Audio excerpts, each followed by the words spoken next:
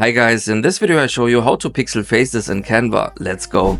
First create a new design, for example Instagram post square format. And now you can change the background if you want. I'm gonna change it to gradient. You can upload your photo now by pressing the uploads here. And yes, I'm gonna choose a picture from the Elements Canva library. Let's find a nice person. Oops, let's go to photos.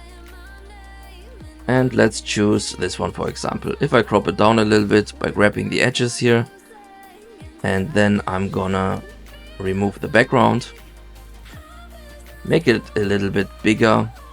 And yes, if I want to pixel that face now, first I copy this picture by pressing right click, copy paste, or just Ctrl C and Ctrl V.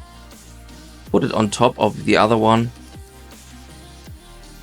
And then click on this second picture, click on edit after that. Scroll down a little bit until you see apps, click on see all, and then on pixelify. Here you already see a preview. If you put the pixel scale to the right, it will be a little bit weaker, not so much pixels. If you put it to the left, you will see the pixels are increasing. So if I change it to this, for example, and press replace, you will see the second picture is has a lot of pixels, but if I put it down a little bit, for example like this, replace, you see it's not so much.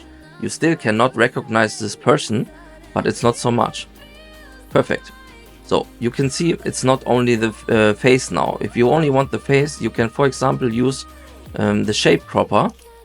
If you click again on the man and then on edit, scroll down until you see the apps, click on see all, and then on shape cropper, you have different shapes. You can choose, for example, the circle here, and then you can image zoom, drag and drop a little bit, for example like this, and then add to design. You see we have another one now. We can delete the old one and we can just drag and drop this picture where we want to have it.